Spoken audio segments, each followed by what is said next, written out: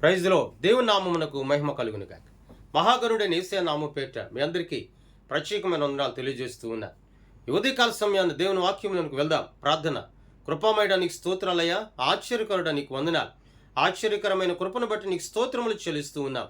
వినుటకు గ్రహించుటకు మనసును మాకు దయచేయమని నడిపించమని యేసయ్య నామమును అడుగుచున్నాము తండ్రి, ఆమేన్. 91వ కీర్తనలో దేవుని వాక్యాన్ని మనము చదువుకుందాం. 91వ కీర్తన 7వ వచనాన్ని చదువుకుందాం. నీ ప్రక్కన 1000 మంది పడినను, నీ కుడి ప్రక్కన 10,000 మంది కూలినను అపాయం నీ యొద్దకు రాదు. ఎందుకనంటే ఆయన నిరంతరము కూడా నీకును నాకును ఆయన తోడై ఉన్న దేవుడు, ఆయన నడిపించుచున్న దేవుడు. నీ ప్రక్కను 1000 మంది పడిన, నీ కుడి ప్రక్కన 10,000 మంది కూలిన అపాయం నీ యొద్దకు రాదు అని సెలవిస్తూ ఉన్నాడు. నిజమే కదా.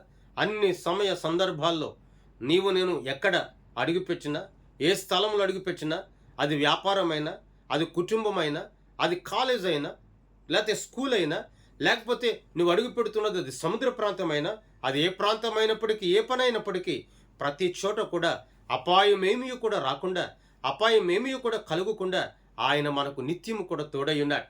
తోడై ఉన్నటువంటి దేవుని ఎదుట ఏ విధమైన జీవితాన్ని మనం కలిగి ఉన్నాం? నమ్మకమైన జీవితాన్ని కలిగి ఉన్నామా? నమ్మకస్తులుగా మనం నిలబడుచున్నామా? నమ్మకస్తులుగా ఆయన ఎదుట మనం సాగిలపడగలుగుతున్నామా? ఈనాడు అనేకులు నీ యొద్దకు వచ్చి ఉన్నారు. ఎందుకు వచ్చి ఉన్నారు?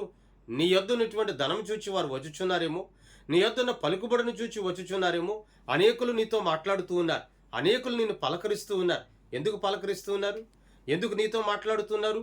నీ యొద్ద ఏమైనా వారికి ఒక అవసరత అనేది తీర్చబడుతుందేమో, ఏదైనా ఒక అవసరం అనేది నెరవేర్చబడుతుందేమో అనే ఆలోచనతో వారు నీ యొద్దకు వస్తూ ఉన్నారు.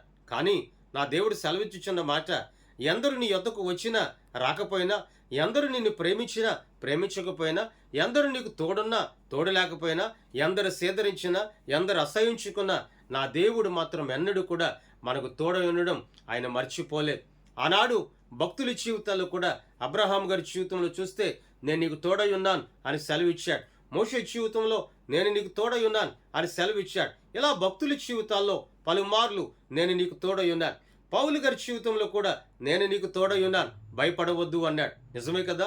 ఎన్నో దురాత్మలు, దుష్టశక్తులు, రకరకాలైనటువంటి నీరసాలు, లేక కలవరాలు, కలతలు, బలహీనతలు, రోగాలు ఇవన్నీ కూడా నిన్ను వెంటాడుతూ ఉండవచ్చు. సమస్యలనే రోగము నీ చుట్టూ ఉండవచ్చు. కానీ దేవుని వాక్యంలో అంటాడు, 10,000 మందిగా ఆ సమస్యలు నీ యొద్దకు వచ్చినా, లేకపోతే 1000 మందిగా ఆ దురాత్మలు నీ చుట్టూ ఉన్నా, అంధకారపు శక్తులు నీ చుట్టూ ఉన్నా అపాయం నీ యొద్దకు రాదు. ఎందుకంటే నేను నీకు తోడై ఉన్నాను అని సెలవిచ్చాడు. ప్రియ దేవుని బిడ్డ, ఈరోజు వరకు నీకును నీ కుటుంబానికి కూడా ఆయన తోడై ఉన్నాడు అన్న సత్యం ఏనాడు కూడా నువ్వు మర్చిపోవద్దు. మరణమగు వరకు కూడా నమ్మకముగా ఆయన నడిపిస్తూ ఉన్నాడు. నడిపించుచూ ఉన్నటువంటి స్థితిని ఏనాడు మర్చిపోవద్దు. మనుషుడు తోలనాడినా నా దేవుడు తోలనాడలేదు. నిన్ను ఆదరించి బలపరచుడికి సిద్ధముగా ఉన్నాడు. దేవుని మాటలు నీ జీవితంలో, మన జీవితాల్లో నీరు కట్టి ఫలించునుగాక. ప్రార్థన. ఆశ్చర్యకరుడా నీకు స్తోత్రాలయ్యా, ఆలోచనకర్త నీకు వందనాలు. ఈ రోజున ప్రత్యేకముగా ఈ మాటల ద్వారా ప్రతి బిడ్డను దర్శించండి, ఆదరించండి, స్వస్థపరచండి, ఆరోగ్యమును దయచేయమని యేసయ్య నామమున అడుగుచున్నాము తండ్రి, ఆమేన్.